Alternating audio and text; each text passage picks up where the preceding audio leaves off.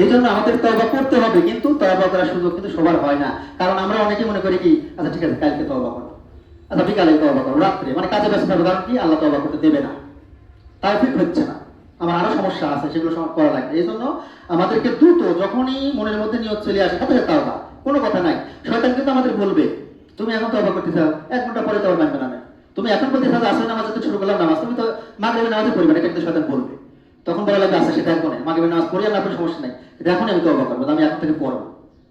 এইটা কারণ আমার যদি আল্লাহ তওবা এবার কবুল করি না, আমার যদি মনে নাও থাকে যে আমি মাগরিব পড়বো না, আল্লাহ মাগরিব পড়াবে। এইটা এই জন্য আমরা শয়তানের প্ররোচনায় পড়বো না। শয়তান কিন্তু এরকম বলে যে তুমি কতবার আল্লাহর কাছে মাফ চাইবে, তোমার কি লজ্জা নাই? তুমি তো প্রতিদিন মাফ চাও, প্রতিদিন এই খারাপ কাজগুলি করো। না, আমি আল্লাহর কাছে ছাড়া কার কাছে মাফ চাও? এজন্য লজ্জা করলে হবে না। আমি যদি বারে বারে ভুল করি, বারে বারেই তওবা করবো, প্রতিবারই তওবা করবো, যতবার ভুল করবো, যদি আমি বুঝতেছি যে আমি কালকে একবার তওবা করলাম, আবার সেই কাজই করলাম, লজ্জিত হবো আরো বেশি, কিন্তু তওবা বাদ দেবো না। এটা কিন্তু শয়তানের একটা চাই, যে যাতে আল্লাহ থেকে আমরা দূরে সরে যাই। আবু হুরায়রা রাদিয়াল্লাহু তাআলা সূত্রে বর্ণিত, রাসূলুল্লাহ সাল্লাল্লাহু আলাইহি ওয়াসাল্লাম বলেছেন, তোমরা 7টি ধ্বংসকারী বিষয় হতে বেঁচে থাকো। 7টি বড় বড় গুনাহ, 7টি ধ্বংস করে যে গুনাহ, সেই গুনাহ থেকে বেঁচে থাকো। তার মধ্যে একটা যে ওয়া কাতলুন নাফসিল্লাতি হারামাল্লাহু ইল্লা বিল হক, যথার্থ কারণ ছাড়া কাউকে হত্যা করা যা আল্লাহ হারাম করেছেন, যথাযথ কারণ ছাড়া কাউকে মারা। আমি তো খালি একটা ঘুষি মারছিলাম, মরে গেল কেন, এই অবস্থা। কিন্তু আমার তো মাথায় ওটা থাকা লাগবে নিয়ত, আমি তো মারতে চাইনি, মেরে ফেলতে চাইনি, কিন্তু নিয়ত থাকলে পরে কিন্তু না মরলেও সেই দায় নেওয়া লাগবে। তাই জন্য এখানে একটা কথা বলা হলো, কিন্তু এটা হাদিসটা সহিহ বুখারী 6857, যে যথার্থ কারণ ছাড়া, মানে মানে কারণ ছাড়া হত্যা করা যাবে না। তার মানে কারণ থাকলে হত্যা করা যাবে, তাই তো বোঝা যায় যে কারণ ছাড়া হত্যা করা যাবে না। তার মানে কারণ যদি থাকে তাহলে আমি হত্যা করতে পারবো কিনা। এখানে ন্যায্য কারণ বলতে শরীয়ত বিচার অনুযায়ী, মানে হত্যার বদলে হত্যা করা যাবে, ব্যভিচার ব্যক্তিকে হত্যা করা যাবে, ইসলাম ত্যাগ করেছে, বিদ্রোহ করেছে, ইসলাম ত্যাগ করেছে, ইসলামের বিরুদ্ধে চলে গেছে, তাকে হত্যা করা যাবে। এখন এই হত্যাকে আমি করবো না, এটা আবার বোঝা লাগবে। যে খতিব সাহেব তো শুনছিল, মানে এইটুকু শুনি তারপর চলে গেছি, আমি আর ঘুমাই শিখেছি, শুনি নাই। কি বলছে যে কেউ যদি আমার ভাইকে ভাই ফেলছে, আমি তাকে জানাই দেবো, হত্যার বদলে হত্যা। কেউ ব্যভিচার করছে, ধরা পড়ছে, যে একজন আরেকজনের ঘরে ঢুকছে, এক ছেলে এক মেয়ের, তাই ধরা পড়ছে, তাকে মেরে দেবো, কারণ আমি তো শুনছি যে মারে দেওয়া যায়। আর ইসলাম ত্যাগ করছে, একজন নাস্তিক হয়ে গেছে, তাকে মেরে ফেলবো। এরকম জনসাধারণ না, এটার কাজ হচ্ছে গিয়ে শাসকের কাজ। জনসাধারণের কোনো অবস্থাতেই হাতে আইন তুলে নেওয়ার কোনো অবস্থা নাই। আমাদের সমাজে যেটা দেখা যায়, আমি নিজেও দেখছিলাম, যে বলে না যে 10 দিন হচ্ছে চোরের একদিন সাধু, আমাদের সমাজে বলে একটা কথা, যে আজকে চোর তোমার পাইছি। দেখা যায় পেঁয়াজ হাঁটা গুলোতে অথবা স্যান্ডেল চুরি করে যারা পকেটে হাত দিতে যারা টাকা চুরি করে, একবার যদি ধরতে পারে সবাই তখন মাস শুরু করে যে আজকে পাইছি। তো এইটা আব্দুল্লাহ জাহাঙ্গীর স্যার বলছিলেন একটা কথা, যে যেখানে গণপিটুনি হয় সেখানে আল্লাহর আযাব নাজিল হয়। ঠিক আছে, ওখান থেকে তোমরা দ্রুত সরে পড়ো, তাইলে তোমারও সেই আযাব ধরে ফেলবে। কারণ গণপিটুনি মানে ওই লোক যে অন্যায় করছে সেই অনুযায়ী মার দেওয়া লাগবে, কিন্তু কেউ তো মার দেওয়ার অধিকার রাখে না, ওটা আইনের কাছে তুলে দেওয়া লাগবে, পুলিশের কাছে। এখন অনেকেই বলে যে পুলিশ তো ছাড়ি দেবে, সে তার ব্যাপার। আমার দায়িত্ব ছিল তাকে সরকারের হাতে তুলে দেওয়া। এবার যদি সরকার তার বিচার না করে, তাহলে আল্লাহর কাছে সে বুঝবে, আমার দায়িত্ব কিন্তু সেইটুকু। এই জন্য এটা খুব খেয়াল রাখা লাগবে। যতই রেগে যাই, একজনকে আমি বিনা কারণে মারতে পারতেছি না, আর যদি কারণ থাকেও তো আমি নিজে মারতে পারতেছি না, শাসকের সাথে সেটা সম্পর্ক। তাহলে আমরা বুঝলাম যে কারণ কি, সেটা হচ্ছে 3টা। একটা হচ্ছে কিসাস বলে, হত্যার বদলে হত্যা, এটা নিয়ম আছে, সেটা সরকার করবে। ব্যভিচার ব্যক্তি যে কিনা বিবাহিত হওয়ার পরেও জিনা করছে, বা আমাদের সমাজে প্রেম বলে থাকে আগে, মানে নিজে একটা স্ত্রী থাকার পর আরেকজনের সাথে সম্পর্ক, সেইটা ব্যভিচার, একেও হত্যা করা হবে। আর যে ইসলাম ত্যাগ করছে, এই 3 জনের বাঁচার কোনো অবস্থা নাই, শাসক তাকে মেরে ফেলবে। তবে এই যে হত্যার বদলে হত্যা, এটার একটা সুযোগ আছে। সেটা কি, যদি যারা আত্মীয় স্বজন যদি টাকার বিনিময়ে বলে ওকে মারা দরকার নাই, এর বিনিময়ে 10 কোটি টাকা দেওয়া লাগবে, আমার ছেলে মেরে ফেলছে, এটা এটা জায়েজ আছে, এটা হতে পারবে। কিন্তু আর যে 2টা ব্যভিচারী ব্যক্তি আর ইসলাম ত্যাগ করছে, এদের আর বাঁচার কোনো অবস্থা নাই। যতই তওবা করুক, একজন লোক বিবাহ করার পরেও আরেকজনের সাথে সম্পর্ক করছে এবং সেটা প্রমাণ সহ ধরা পড়ছে, এই লোকের আর বেঁচে থাকার কোনো অধিকারই নেই। মানে যতই তওবা করুক, তওবা করলে ওই কালে আল্লাহ হয়তো বাঁচাবে ওই কালে গিয়ে, কিন্তু পৃথিবীতে তার বাঁচার মতো কোনো পরিস্থিতি নেই যত ধরা পড়ে। আল্লাহ তাআলা বলেন সূরা মাইদা সূরা নম্বর 5 আয়াত নম্বর 32, এই কারণে আমি বনী ইসরাইলের উপর বিধান দিয়েছিলাম যে যে ব্যক্তি কাউকে হত্যা করে প্রাণের বদলা ছাড়া বা পৃথিবীতে ফিতনা সৃষ্টি না করলে সে যেন সমস্ত মানব জাতিকে হত্যা করল। তাহলে কত বড় কঠিন বিষয়। মানে আমি যদি কোনো কারণ ছাড়াই, মানে কি আমাকে মারতে চাইছিল, আমি এখন নিজেকে বাঁচাতে গিয়ে ওর উপরে গেছে, মরে গেছে, নিজেকে বাঁচাতে গিয়ে হয়েছে। আমার বাড়িতে টাকাতে করছিল, আমি ধস্তাধস্তি করতে গিয়ে মরে গেছে, মানে আমি তো প্রাণ রক্ষা করতেছিলাম, আমার সম্পদ বাঁচাচ্ছিলাম। এইটা ছাড়া, এইসব কারণ ছাড়া একজনকে আমার রাগের বশবর্তী হয়ে হয়তো আমার দলের সাথে কোনো সমস্যা হয়েছে, অথবা আর একজনের আমার বন্ধুকে মারছে, এইসব বিষয়কে কেন্দ্র করে আমি তাকে হত্যা করলাম। তাহলে আমি খালি তাকে হত্যা করি নাই, পৃথিবীতে এখন কত সব কোটি লোক আছে, সবাইকে হত্যা করে যত গুণা হয়েছে, ওকে হত্যা করে তত গুণাই হয়েছে। তাহলে দেখো, তাই একটা প্রাণকে হত্যা করলি, আমি বোঝার জন্য বলতে, যদি একটা দিন জাহান্নামে থাকা লাগে, তাহলে 700 কোটির উপরে লোক আছে, তাহলে আমি একজনকে হত্যা করা মানে 700 কোটিকেই মেরে ফেললাম, তাহলে 700 কোটি বছর তো এমনিতে জাহান্নামে থাকা লাগে একজন লোককে হত্যা করলে পারবে না কারণ। তো এই জন্য আমরা তাহলে বুঝতে পারলাম তৃতীয় কবিরা গুনাহ হচ্ছে কাউকে কারণ ছাড়া হত্যা করা। আর কারণ থাকলেও জনসাধারণ আমরা হত্যা করতে পারবো না, সেটা শাসকের কাছে ছেড়ে দেওয়া লাগবে, আইন শৃঙ্খলা বাহিনীর কাছে ছেড়ে দেওয়া লাগবে। এই জন্য আজকে থেকে খুব সতর্ক, যুবক যারা, মানে রক্ত গরম তো একটু হলে পরেই সবর দেওয়া হয় একজনের। রিক্সাওয়ালা একটু ভাড়া বেশি বলছে, আর দিলাম এক থাপ্পড়, 5 টাকা বেশি চাইছিল অথবা 10 টাকা বেশি, এটা কিন্তু অতটা কঠিন বিষয় ছিল না, ভালোভাবে বলা হয়তো অথবা দিয়ে দিলেও সমস্যা ছিল না। কিন্তু এই যে একটা সবর মারা হলো, এটা কিন্তু ওই কালে গিয়া 5 কোটির সমান হয়ে যাবে, বিশাল কঠিন হয়ে যাবে। মানে আমি জান্নাত অল্পের থেকে পাচ্ছিলাম, শুধুমাত্র তাকে একদিন সবর দিয়ে দিলাম, জান্নাত আর পাওয়া সম্ভব হইল না এই কারণে। কারণ সে এসে আজকে ধরছে, তাকে আমার সব সওয়াব দেওয়া লাগছে, সব সওয়াব দিয়ে তাও শেষ হয় না, এমন তার গুনাহ আমার গাড়ি নেওয়া লাগে। এই জন্য এই মানে বিষয়গুলা খুব সতর্ক থাকা লাগবে, যে গায়ে জোর ছিল, আমার দল ক্ষমতায় ছিল, আমার বাপ বড়, এই জন্য তাকে একটা থাপ্পড় দিলাম, এটা এই কালে সহজ হলে পরে ওই কালে এটা খুব কঠিন হয়ে আসবে। 3 নাম্বার কবিরা গুনাহ সেহর, জাদু করা। আমাদের সমাজে এখন অহরহ হয়ে গেছে এই জাদু বিষয়টা, জাদু শিক্ষা করা, প্রত্যেকটা দেওয়ালের মানে পোস্টার দেওয়া থাকে, তান্ত্রিক সাপুরি এইসব লেখা থাকে, ঠিক আছে। এই জাদু আল্লাহ সুবহানাহু ওয়া তাআলা সূরা বাকারার সূরা নম্বর 2 আয়াত নম্বর 102 আয়াতে বলেন, ওয়া মা কাফারা সুলাইমান ওয়ালাকিন্না শায়াতিন কাফারু ইউআল্লিমুনা আন-নাস আস-সিহর। আর তারা অনুসরণ করেছিল সেই বিষয় যা শয়তানরা সুলাইমানের রাজত্বকালে পাঠ করত। অথচ সুলাইমান কুফরি করে নাই, বরং শয়তানি কুফরি করেছে। তারা মানুষকে জাদু শিক্ষা দিত, শয়তানরা মানুষকে জাদু শিক্ষা দিত ওই সময় সুলাইমান আলাইহিস সালামের যুগে। তারা মানুষকে জাদু শিক্ষা দিত, এবং যা বাবিল নগরে হারুত এবং মারুত ফেরেশতাদের উপর অবতীর্ণ হয়েছিল। হারুত এবং মারুত ফেরেশতা দুজন মানুষ সেদিন পৃথিবীতে আসছিল, এটা একটা পরীক্ষা ছিল। তারা মানুষকে শিখাইতো, জাদু শিখাইতো, ভালো কিছু শিখাইতো, ঠিক আছে। তারা কাউকে কিছু শিখাতো না যতক্ষণ না বলতো আমরা তো পরীক্ষার জন্য এসেছি, অতএব তোমরা কুফরি করো না। মানে কেউ কোথাও কিছু জাদু শিখতে চাইলে আগেই বলে দিত তারা, দেখো আমরা কিন্তু পরীক্ষা স্বরূপ তোমাদের কাছে আইছি, তোমরা হচ্ছে ভালো কিছু শিখো আমাদের কাছ থেকে, খারাপ কিছু শিখো না, কুফরি শিখো না। তারপরেও তারা খারাপ কিছু শিখতো। কি করতো তারা? এরপর লোকেরা তাদের কাছ থেকে এমন কিছু শিখতো যার মাধ্যমে স্বামী আর স্ত্রীর মতো বিচ্ছেদ ঘটানো যায়। অথচ তারা আল্লাহর অনুমতি ছাড়া কাউকে ক্ষতি করতে পারতো না। এটা একটা আকীদার বিষয়। দেখো যে বলতেছে ফেরেশতারা বলতো, মানুষ চাইছিল যে আমরা কিন্তু পরীক্ষার বস্তু, আমাদের কাছে তোমরা একটু ভালো কিছু শেখো, খারাপ শেখো না। তারপরেও সেই সময় জনগণ খালি বলতো ওই স্বামী স্ত্রীর মধ্যে কিভাবে দ্বন্দ্ব করা যায় এটা শেখা জানতো, দুই স্বামী স্ত্রী তালাক দেওয়া যায় কিভাবে শেখা জানতো। মানে তাদের মধ্যে এমন দ্বন্দ্ব লাগা দেবো দুজনের মধ্যে সংসার ভাগ হয়ে যাবে, থাকবে না। এখনো সমাজে কিন্তু এটাই বেশি। প্রত্যেকটা যে জায়গায় স্বামী স্ত্রী একটু ভালো সম্পর্ক আছে সেখানেই দেখা যায় ওই তার নিজের আত্মীয় স্বজন ঝামেলা বাঁধানোর জন্য ননদ অন্যরা এসব দেখা যায় যে ঝামেলা বাঁধানোর কি করে কবিরাজের মাধ্যমে জাদু করে তাদের সম্পর্ক নষ্ট করে। এরকম বাস্তবতা অনেক আছে এবং হয়ও এটা। এখানে একটা আকীদার বিষয় হচ্ছে এই আল্লাহ বলতেছে, অথচ আল্লাহর অনুমতি ছাড়া কাউকে কেউ ক্ষতি করতে পারে না। এই বিশ্বাস যদি আমার থাকে, কোরআনে আল্লাহ বলতেছে যে আল্লাহ যদি ইচ্ছা না করে তাহলে ক্ষতি হয় না। মানে তুমি একজনকে জাদু করবে, আমি জাদু করলে তার জাদু কাজে লাগবে এইটা না। ওই জাদু করার পর আল্লাহ যদি ইচ্ছা করে যে তাকে আসলে ক্ষতি হোক, তাইলে কি তার ক্ষতি হবে, তার আগ পর্যন্ত না। অথবা আমি যদি এরকম ভরসা থাকে যে আল্লাহ তো বলছে যে আল্লাহর ইচ্ছা ছাড়া ক্ষতি হয় না, তাহলে আমাকে যেই যা করুক আমার কিছু হবে না, কারণ আল্লাহ যতটুকু চাবি তৈটুক তো। আর আমার যদি হয় কোনো ক্ষতি, তার মানে আল্লাহকে চাইছিল, আর আল্লাহ যেহেতু চাইছিল অবশ্যই আমার কল্যাণই আছে এর মধ্যে। সত্যিকার তাওহীদপন্থী বান্দার মন মানসিকতা এরকমই।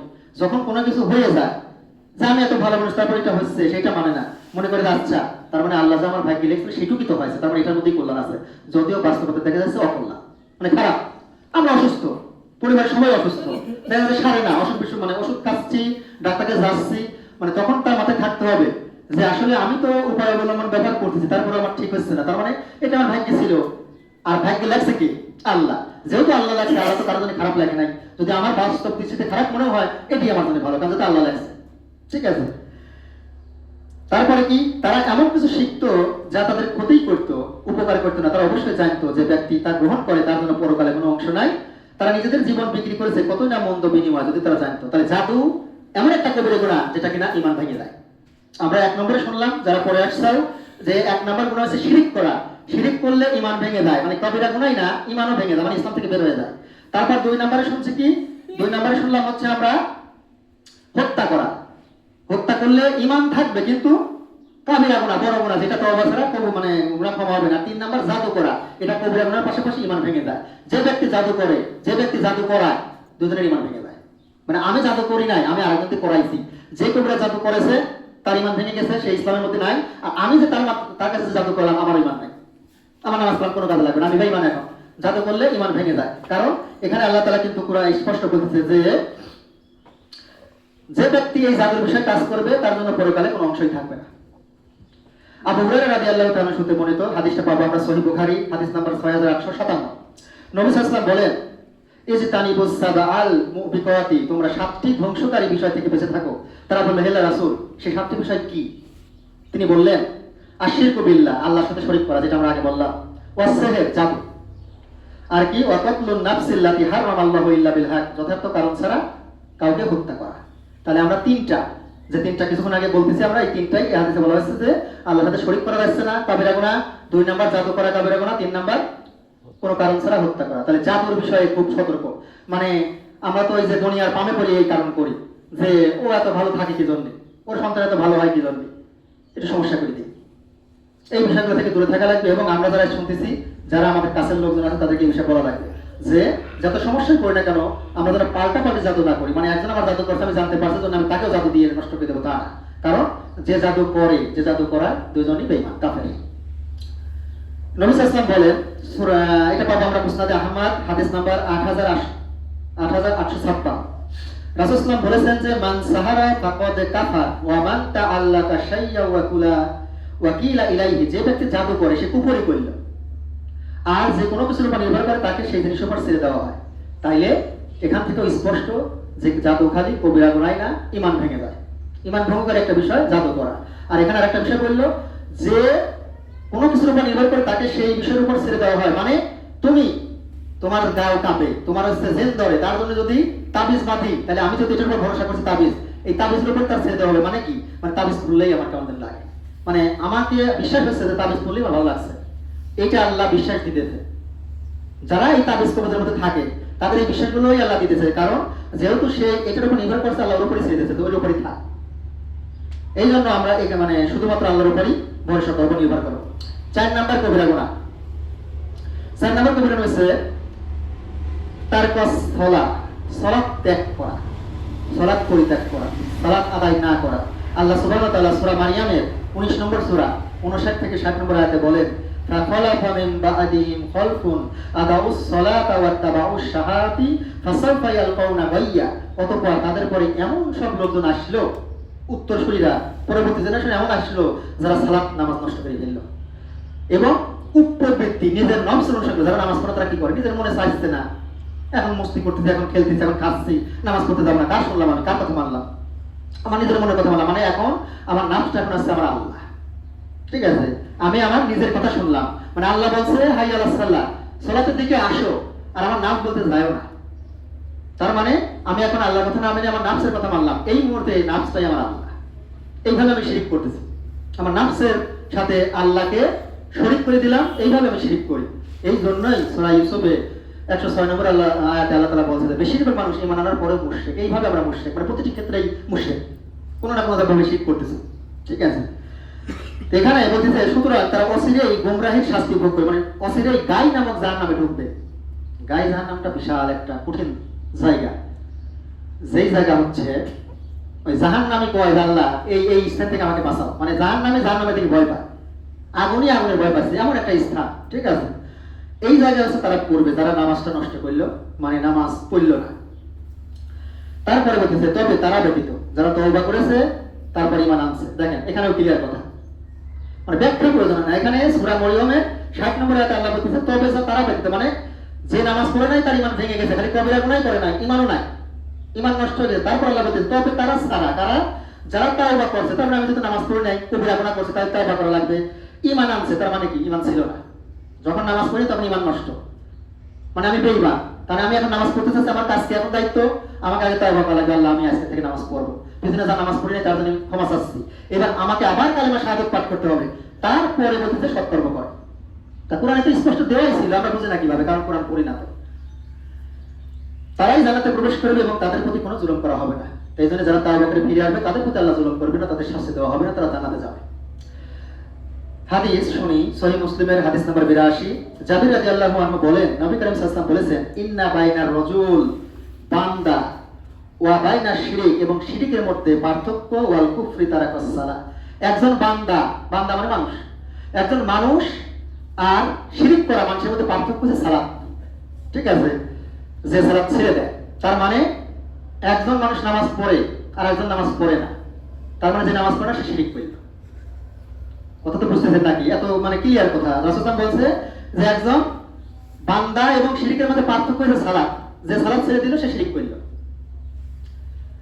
বুরায়দা রাদিয়াল্লাহু তাআলা আনহু থেকে বর্ণিত, হাদিসটা পাবো আমরা সুনান তিরমিজি, হাদিস নাম্বার 2621। রাসূল সাল্লাল্লাহু বলেছেন, আল আহদুল লাযী বাইনানা ওয়া বাইনাহুমুস সালাতু ফামান তারাকাহা ফাকাদ কাফার।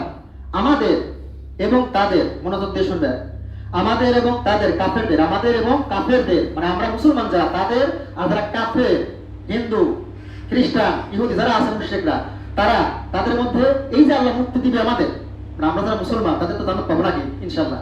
তাহলে আমরা যারা মুসলিম তারা তো জান্নাত পাবো, যারা বেঈমান তারা তো জান্নাত পাবে না। তাহলে আমরা তো যারা জান্নাত পাবো, আমরা যে মুক্তি পাওয়া জান্নাত পাবো, এটা প্রতিশ্রুতি কি? এটা কি? তাহলে সালাত। এই সালাতের মাধ্যমেই বোঝা যাচ্ছে যে তারা হচ্ছে জান্নাত পাবে না আর আমরা জান্নাত পাবো। মানে যারা মুসলিম তারা সালাত আদায় করে, এটা হচ্ছে প্রতিশ্রুতি। আল্লাহ প্রতিশ্রুতি দিয়েছে সালাত আদায় করে যেহেতু তাহলে মুসলিম, তারা জান্নাত পাবে। ওরা সালাত আদায় করে না, তাই তারা অমুসলিম, ওরা জান্নাত পাচ্ছে না। তাহলে এখানেও আমরা বুঝতেছি, সুতরাং যে ব্যক্তি সালাত ছেড়ে দেয় সে কুফরি কাজ করে, মানে সে কাফের হয়ে যায়।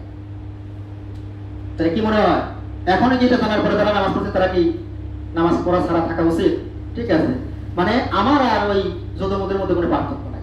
মানে আমি মরে গেলে আমার পুরানো উচিত, কিন্তু আমাদের সমাজে সিস্টেম করে না। এটাই তো করা উচিত ছিল যে বেনামাজে গিয়ে জানাজা দিয়ে পুরানো উচিত, অথবা যে কোনো জায়গায় গাড়ি খাওয়া উচিত, যাতে মানে বুঝতে পারে যে কতটা ঘৃণিত ব্যক্তি সে।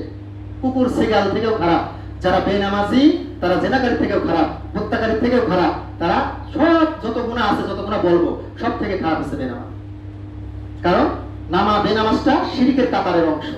আমি বলছি না প্রথমে যে শিরিক খালি না, শিরিকের সমপর্যায়ের গুনাহ করলে পরে তার জন্য জান্নাত হারাম। আর এই নামাজ ছাড়াটা শিরকের সমপর্যায়ের গুনাহ, শিরকের নিচে না, শিরকের সমপর্যায়। যার কারণে এখানে কিন্তু আল্লাহ তাআলা বলতেছে, রাসূল সাল্লাল্লাহু আলাইহি ওয়াসাল্লাম বলতেছে যে সালাত ছেড়ে দেয় সে কুফরি করলো, মানে কাফের হলো।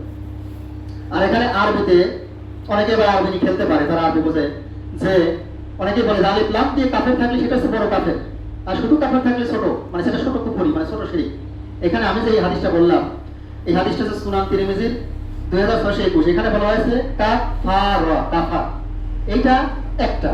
আর যেটা আগে বললাম সহিহ মুসলিম, সেখানে আছে আলিফ লাম কাফারা, কাফের, দুই রকমই আছে।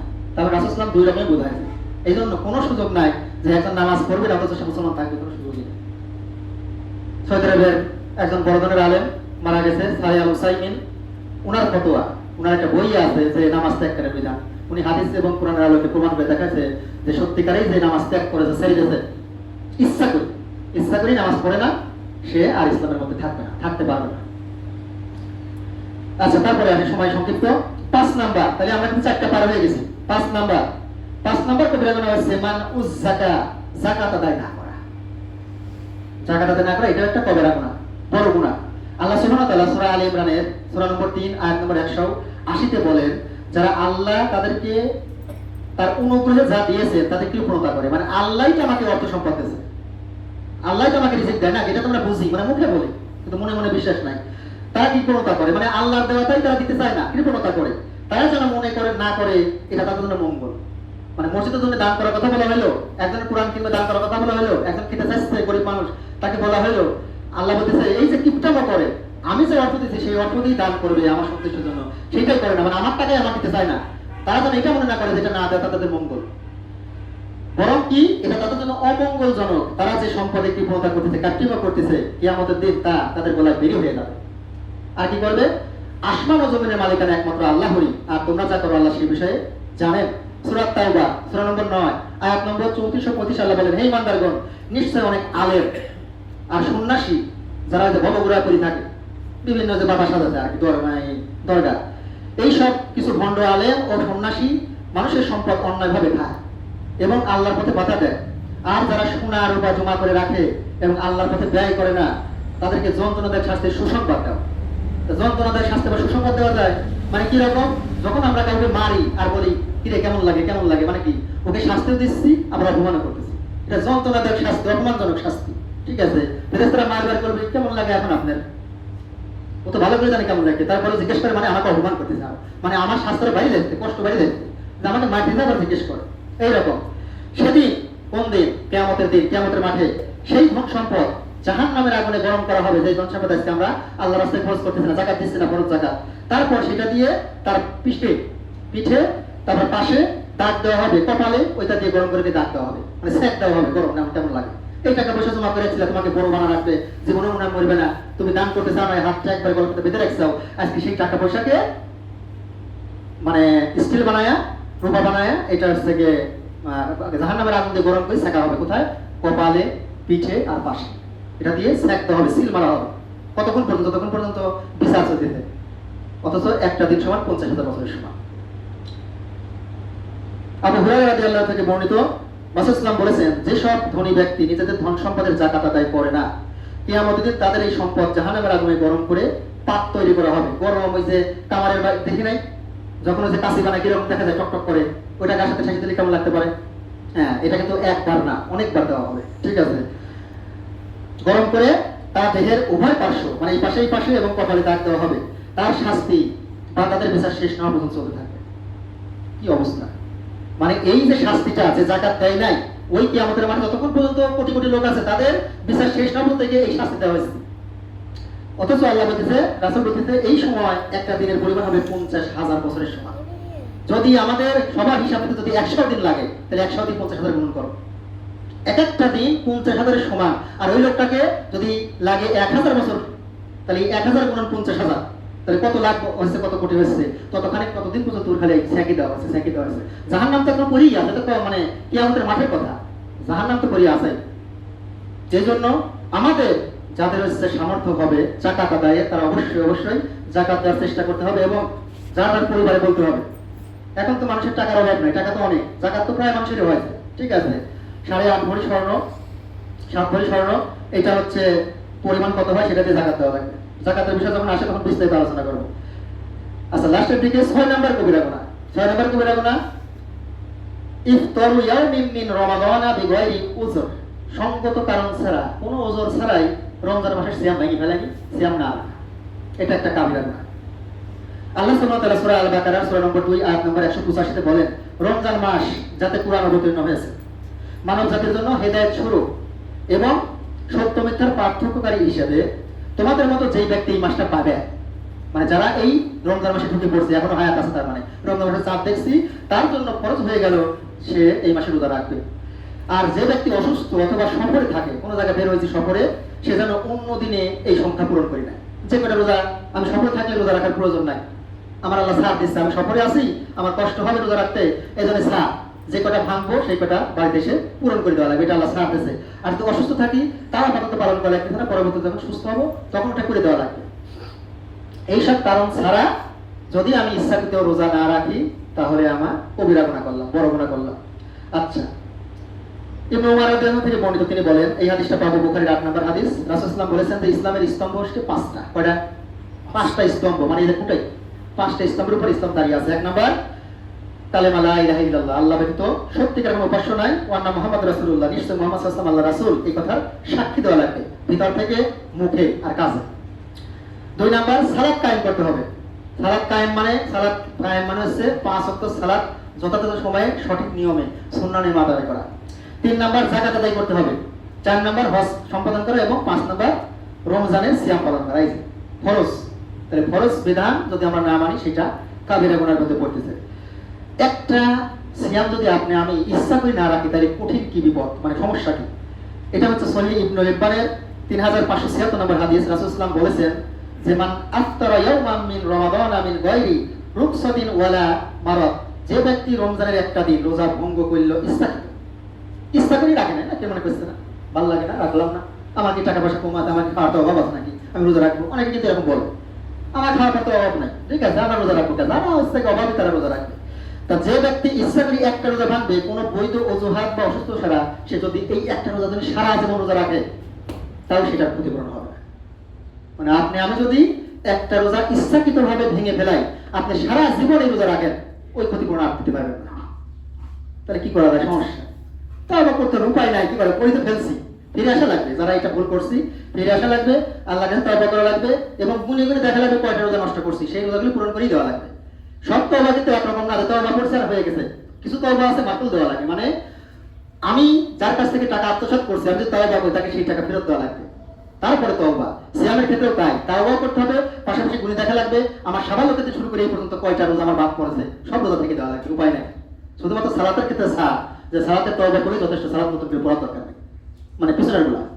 কিন্তু সিয়ামের ক্ষেত্রে আদায় করে দেওয়া লাগবে। লাস্ট যে কাবিরা গুনাহ, সেটা হচ্ছে 7 নম্বর কাবিরা গুনাহ, হচ্ছে তারকুল হাজ্জি মা আল কুদরতি আলাইহি, সামর্থ্য থাকার পরেও হজ না করা। একজনের সামর্থ্য থাকার পরেও হজ না করা, এটা কাবিরা গুনাহ, বড় গুনাহ। আল্লাহ সুবহানাহু ওয়া তাআলা সূরা আলী ইমরানের সূরা নম্বর 3 আয়াত নম্বর 97 তে বলেন, মানুষের উপর আল্লাহর উদ্দেশ্যে এই ঘরে হজ করা ফরজ করা হয়েছে, যার যেখানে যাওয়ার সামর্থ্য রয়েছে। আর যদি কেউ কুফর করে, তবে আল্লাহ সৃষ্টির জগতের মুখাপেক্ষী নয়, মানে কেউ যদি অস্বীকার করে, কুফরি করে, ওখানে না যায়, আল্লাহর সৃষ্টির জগতের প্রয়োজন নাই। ইমাম বাইহাকি শুআবুল ঈমান গ্রন্থের হাদিস নাম্বার 3995 একটা সাহাবী বক্তব্য আনছেন। সাহাবী ওমর ইবনুল খাত্তাব, উনি বলতেছে, আমি ইচ্ছা করেছিলাম কিছু লোককে বিভিন্ন শহরে পাঠিয়ে দেই, যাতে তারা প্রত্যেক সেই ব্যক্তিকে খুঁজে বের করে যারা হজ করার সামর্থ্য আছে কিন্তু হজে যায় না। তাদের উপর আমি অমুসলিম হিসাবে জিজিয়া বা ট্যাক্স বসাবো, কারণ তারা মুসলিম নয়, তারা মুসলিম নয়। এটা ওমরের ফতোয়া, দ্বিতীয় খলিফা। তারা হজ যারা অস্বীকার করলো, হজ যারা করলো না সামর্থ্য থাকার পরেও তারা মুসলিম না, এটা ওমর বলতেছে, তারা মুসলিম না, তারা আমার কাছে অমুসলিম, তাই তাদের ট্যাক্স ধরবে, এখন থেকে ট্যাক্স দেওয়া লাগবে, আমার এলাকায় থাকবে চালি করে। তাহলে বোঝেন একজন সাহাবীর ফতোয়া যে হজের সামর্থ্য আছে। কত মানুষের আমাদের সামর্থ্য আছে, খালি কয়েছে মেয়েটা বিয়ে দিই নাই, ওই সম্পত্তি রাখতে দেবে, ঘরটাকে সেরি নাই, এরকম বলে।